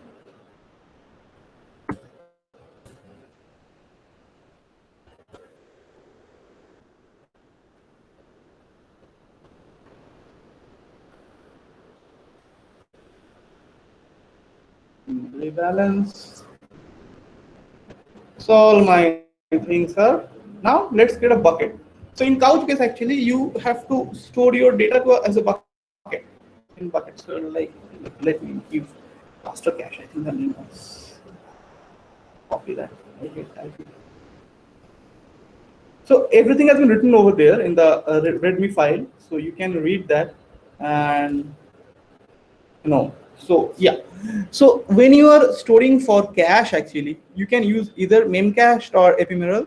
So this one is more better than memcached. It's very limited time, so I will not do the details, but you can always read about the difference in memcached and the Couchbase regular bucket and the ephemeral. And for now, I'll be choosing that. See, this bucket now is replicating among the 3 servers. Okay, let me add some data. It's all key value pair combinations. Okay, we can go to query.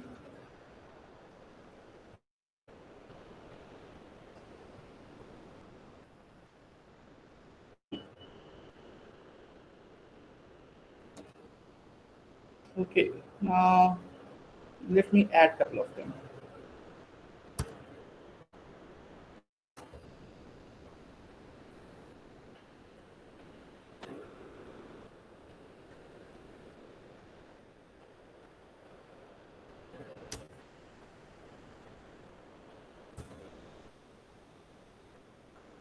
Let me do the service. Now see, you can see we have added uh, 4, right? 3 and 1, 4. So how the items are distributed now? See, if I hover my mouse, now this particular server 127, I mean the point 2 server has 3 active items, but it's not containing any replica items. Now this server, it has only 1 active item and containing 2 replica items. However, 4th server doesn't really have any active items, but having 2 replica items. So you can see that though you have added it to your bucket, so like you can obviously use a front-end application and you can connect to this Couchbase and you can basically, use a write through and you can write your information to the bucket, any bucket actually. And then basically those data are getting distributed among the server. So technically, as an application developer, you don't really have to understand that how this hashing working behind the scene. All right. Yeah. So anybody have any questions? I'm pretty much done.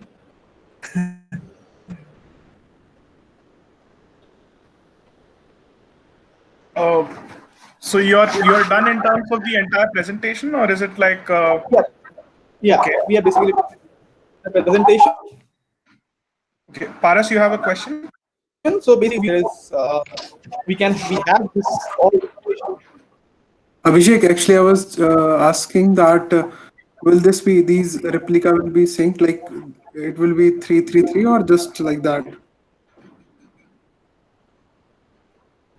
Let me go to that. This one?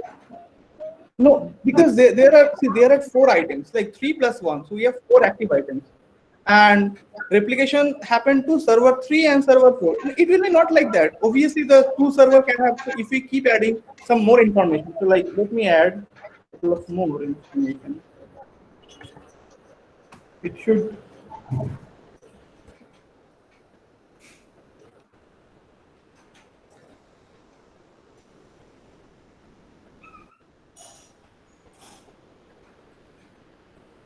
See, now server 1 is taking one of the replica items. Now it has four replica items and server 1 has an active item. So it's not typically that none of the server will have replica items and some server will only have active items. It's not like that. The servers will be having both replica items and both active items. Does that answer your question? Yeah, right. Abhishek, I have a question too. Yeah. So generally we specify a replication factor, right? So what's the replication factor here? Is it 3 or? It's basically 3, but in Couchbase you can configure that the replication factor actually. Yeah.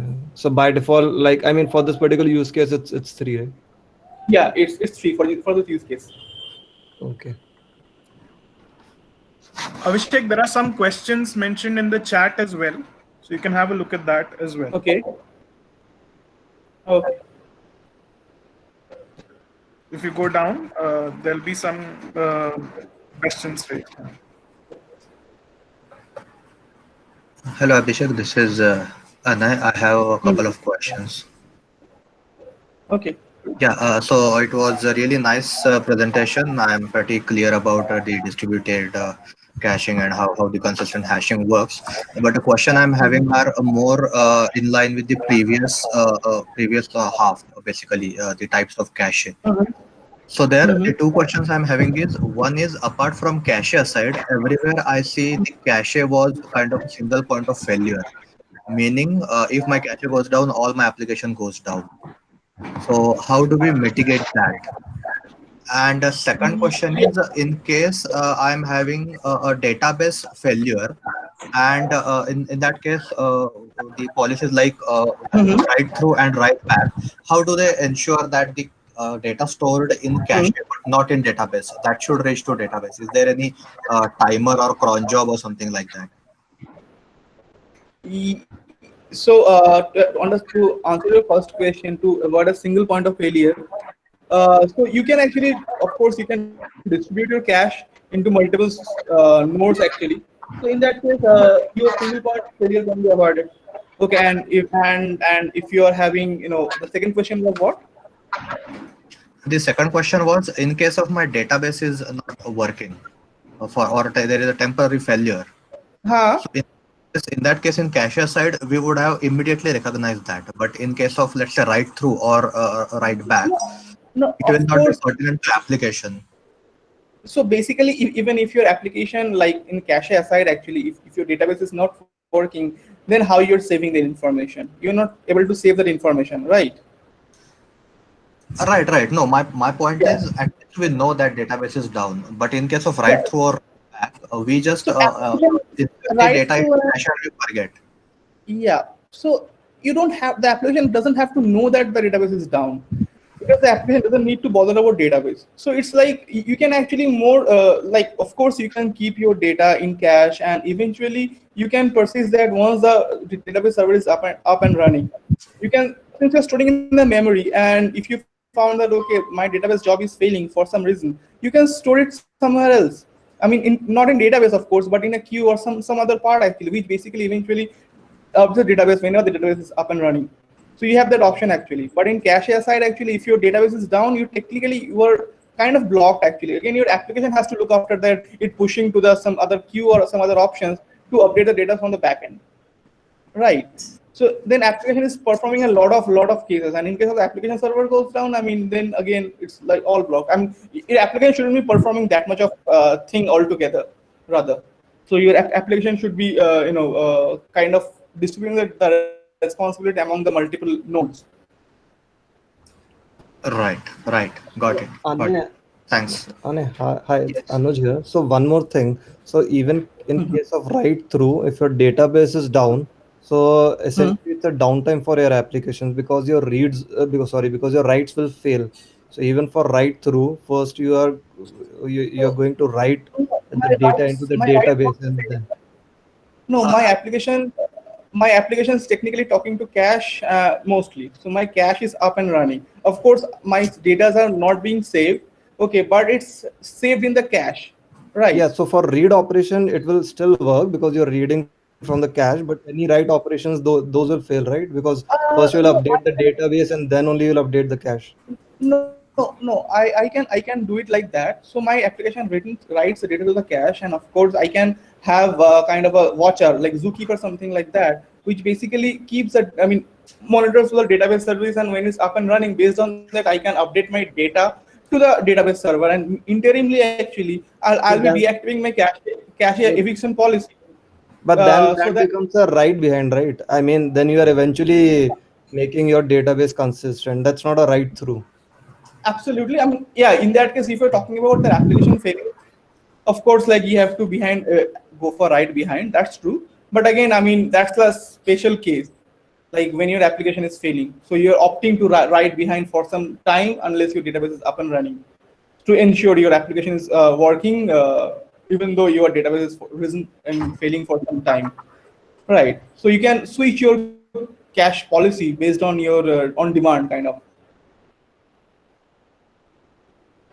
So your database is failing quite a frequent, then it's different. But otherwise, like your write through will be helping you perfectly okay, isn't it? Right. No, I simply pose this question because a lot of time we get so entangled in our cache design that we forget our functionality always trumps the performance. So I have a situation where in the name of performance we actually compromise the functionality.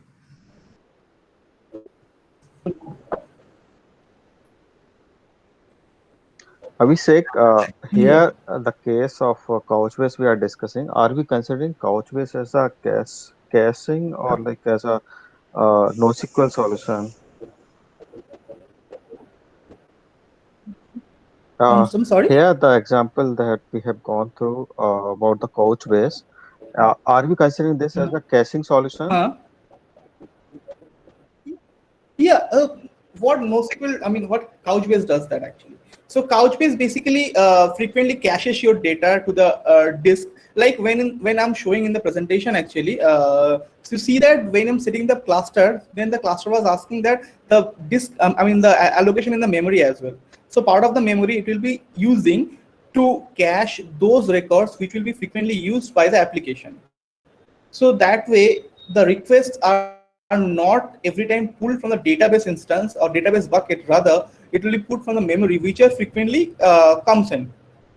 Okay, so that way what happens, so Couchbase is performing in both ways. So like LinkedIn does what? LinkedIn actually using Couchbase as their caching platform. So LinkedIn caches all their requests to the Couchbase memcache and APML buckets, and from there they have a write back policy which basically updates their actual database. But Couchbase is kind of their platform to cache all their information and stores. Okay, so that way, so it's not necessarily you have to use as a database, data stored every time. Like Redis also. Redis can be used as a database as a caching mechanism also, right?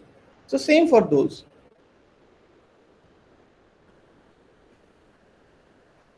Okay. For the database, Any other like question? Yeah. database, when we are talking about the database, we are considering it's like RDBMS solution, like transactional solution. No, you not necessarily have to go for database. You can go for NoSQL. I mean, your store can be anything, right? So so there are applications like you are using a lot of database altogether. You cannot really have a single database in your application in today's scenarios. Probably part of our data is like a RDMS type data. So like those are kind of helping for your transaction. You're keeping those records in a RDMS. However, there will be cases like when you're having a lot of data that are bumped into from various marketing sites. For example, like you are trying to figure out that which particular restaurants in the New York having best beers. Okay, and you may get various kind of data that cannot be fit into an RDBMS schema. So you need kind of a NoSQL platform for that. So what are you gonna do? Since so you'll be talking to two databases from your application. All right. So you cannot really have an RDBMS in your application, or you cannot really have only NoSQL in your application because it doesn't really support by NoSQLs. So again, if you're doing transactions, so it's always better to use RDBMS. Otherwise, there are options, of course. Saga transactions are there, but again, those are like typically used when you cannot really go for RDBMS for some certain reasons. But yeah, I mean, that is like a different discussion altogether. Yeah, yeah. Abhishek, I have also one question.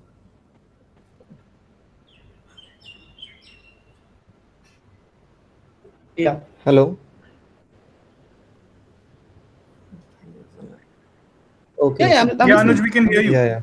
So my question is in terms of cold cache and warm cache. So generally, when we deploy a new setup, the cache is empty, and essentially, what essentially we want is to have a warm cache for our users. So have you used some strategy in your past, or uh, do you know some ways in which we can have a Uh, warm cache when we have an initial setup for our system? so so basically, we can do one warm cache using two way actually. So there's a very normal thing that you have certain cache. You know that already that what is supposed to be in your cache, and you can fill those whenever the cache is deployed. Basically, you can fulfill those requests in a job, and you can make your cache warm so that those information will be always available in your cache. However, if your application is very new and you're probably launching that application, and obviously it will be a cold cache, but still, if that my application should be receiving this kind of request quite a frequent, then you can presuming actually you can warm your cache. So yeah, there are policies, but that is like how you're filling your cache, right? Right. So So I not was more typically asking in how terms you of, I mean, have you used some sort of strategies or some sort of techniques to do that. So like example, if you have a website or something, you What we used generally to do, use a so crawler sort of a thing, right, where you can uh, yeah, where you can so have a no, warm cache when you start up what with we your have done system. for so basically what we used to do, so like whenever you used to deploy a new cache instance, actually, so there is a Windows service which basically takes some of the data that we already knew that okay, this cache will have to have this kind of information because these are the information that we get, and we used to fill that cache using that service actually. So like so there's a deployment jobs deploys the cache, and immediately after that that service comes to the picture and updates the cache. That we used to do. But yeah, I mean it varies very differently based on the particular approach that you're taking and based on the Mm-hmm. need that you have. So we have a different defined set of data actually. So like in make my trip, and especially in policy bazaar actually. So like we know that the travel insurance or the health insurance, what kind of data that we should be expecting actually from the on the request issue should be coming from the customers. And based on that actually we knew that okay, this should be the data that should be cached in so that we can immediately cater that. So in that case actually, yeah, we used to warm our cache based on the service that we have. Yeah, okay. Mm. Abhishek, Ajinkya here. I have one question. Um, can you go back to the Couchbase UI? Yep, sure. So to So the where you server gonna go me? servers. Okay. Yeah. So Hmm. here you uh, mentioned about items column, and that is replication, right? That is not caching. No, no. So you have four active items and one replica item. So caching means what? So caching is not typically like you see that the disk used. Okay, so and the RAM used. So basically, what is happening? Couchbase does internally what? Couchbase basically keeps some of the data into the memory. So caching, when caching comes to the picture actually, so for caching we don't have to do anything, but rather whenever this particular request will be queried more from the application, so Couchbase will automatically placing those information to the RAM directly, okay, to the memory directly. So technically, as a I mean the bucket that we have choose based on the ephemeral and the memcache buckets. So those are meant for distributing your maximum part of data to the memory itself. And so that is what actually. So what I've shown in here is basically the replication and how it's getting distributed among the multiple nodes. That's what I've shown. I'm not really showing that it's cache. No, it's not. Typically showing cache means you have to write a full application actually, and then basically we can show that. But yeah, I mean there's a time constraint, right? So we cannot really do that thing. But Yeah, yeah, I mean this is understood. the basic demo that how that replication should happen. Yeah, In a because typical you replication, what happens like your child parent concept. So your parent and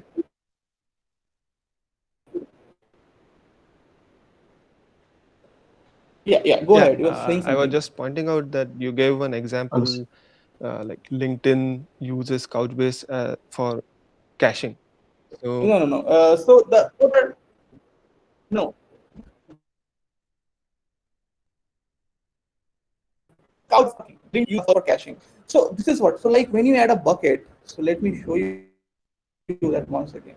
I have to delete one bucket actually. Okay, I'm deleting that bucket. Uh, so I can show you basically. So we basically see that in Couchbase there's a bucket type actually. So these two buckets, memcached and ephemeral. So ephemeral and memcached are basically caching type bucket. So basically there when you are storing data in this kind of buckets, then I'll just presume that okay, this bucket's data will be used for caching mostly, and this won't be used for regular storage. So these data will be okay, at maximum present on the memory itself. Okay, makes sense. Am I okay, able to clear you? yeah. Okay, cool. Uh, Okay. Abhishek, sorry to pause here. Follow-up question on the same thing. Now let's say that we have set the memory, let's say 1 GB. for the memcache bucket, and our requirement Mm-hmm. grows, we have to add more memory because we need faster performance. So in this case, Yeah, yeah, absolutely. we have to edit and restart that node, or like how it will scale automatically. No, no. We simply add a server. Click on the add a server. You have another server Okay. probably, which has a Okay. new machine. You have the host name Okay. of that IP address. So add the IP address, like I've added actually. And Mhm. then the services that you need in the server, you select that and you click on add server. So let me delete one server. I'm removing this server and I'm adding that again. Okay. Should be removed. So email anything. So what is happening actually, like this 173, I mean, this server will be removed from the node and I'll be re-adding that. Okay, so then you have to warm up this server again. Yeah, so like whenever this particular server deployed, and then basically I have a backend job which basically fills in this server. It basically, enters those values like I've shown. So basically what happens, like in distribution, like we have split the bucket basically. Uh, Couchbase does the auto warming up also. So there are some settings in the Couchbase which basically allows us to do that.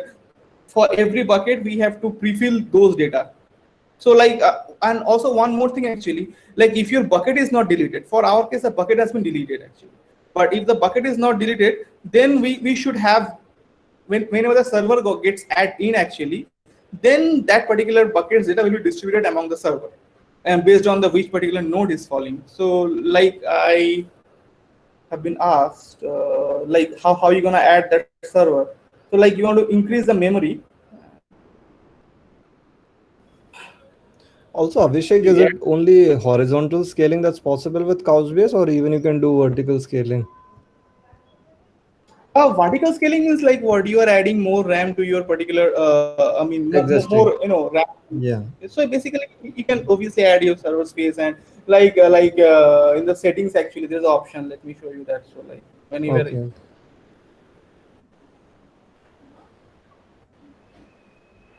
I think that's the question that someone was asking, whether you can Uh, increase the so RAM of a particular server. okay. So you're talking about the vertical No, scaling. not sorry, not for server, for the buckets, because we are focused on the memory intensive performance. Yeah, so buckets, like the more server you add, so buckets will be distributed among the multiple servers. Okay. Mhm. So what happens, like you have a bucket and you create the bucket, and like let me create a bucket actually. Add a bucket. And, like, and see it? It's been deployed in 3 nodes as a whole. So now this bucket has been distributed among the 3 servers. Okay. Okay. So like the more RAM you add to the server, the more the bucket can grow in size actually. So it's direct, the distribution happens like that. So for this memcache, is there any limit for memory? Like it can be unlimited. Unlimited, I means like 32 GB. Is it like common Nothing for there. every? Yeah. I mean, obviously, yeah, yeah. So basically, you can set a particular data size in the memory quotas actually. So you have to so like whatever memory that you have in your server, and you cannot exceed the 90% of that. So like if you have like 32 GB of memory, then you can consume up to 90% of that. So like you can set the maximum Okay. of 32 GB, and so like for indexing, for search, for analytics, and everything actually you can allot accordingly in the memory quotas. Okay. Okay. Okay. Great. Thank you. Yep. Okay. So anybody have any other questions? So this all things are details has been found in the PPT that we have created. So you can always clone this repository Yeah. and apply Yeah. it. So one thing, is that we will be sharing this presentation with the, on the meetup page. through which most of you have registered for this event.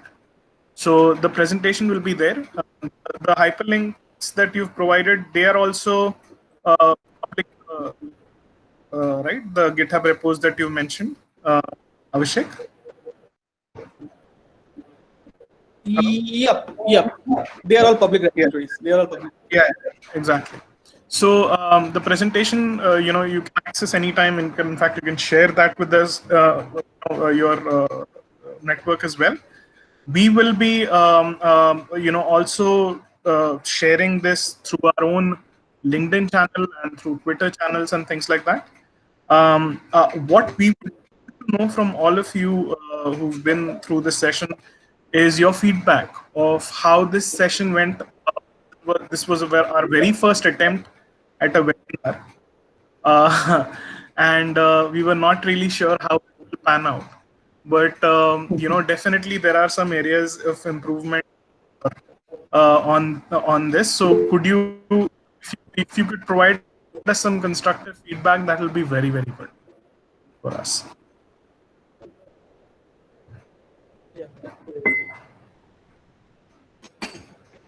Um, any point that you guys would like to probably say, maybe any suggestion on how we could improve on this?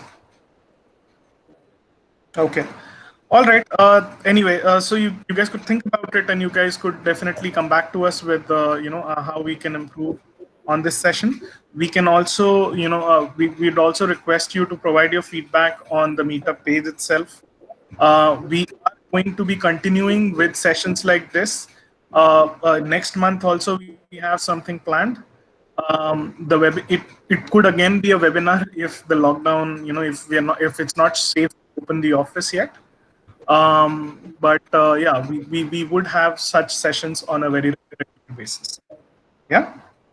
For those who joined late, this is part of the Technogise initiative.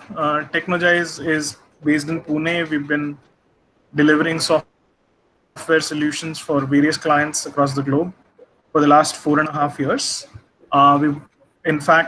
We've delivered successfully for more than 20 clients and for more than 40 projects so far. And yes, this is the Technowise is basically our knowledge sharing initiative. If you want to present a topic as part of Technowise, please feel free. You can ping us, and we'd be very happy to share the presentation, or rather give you the platform for presenting. Our email and everything, the contact details, will be also shared with you very shortly on the meetup page. Yeah. Okay. Thanks everyone. It was. And guys, also one more thing, you guys. Yeah, Abhishek, go ahead. Yeah, So you. I was saying that. So like, if you want to know more about the Technogise and how it works, you can always follow us on the following social platform. And of course, we tweet a lot about technologies and webinars. So you can follow Technogise on Twitter, and of course, you can follow me. I have already given that. So yeah, we're always reachable on Twitter and LinkedIn. Thank you, guys. Yeah, Mayank, you can go ahead.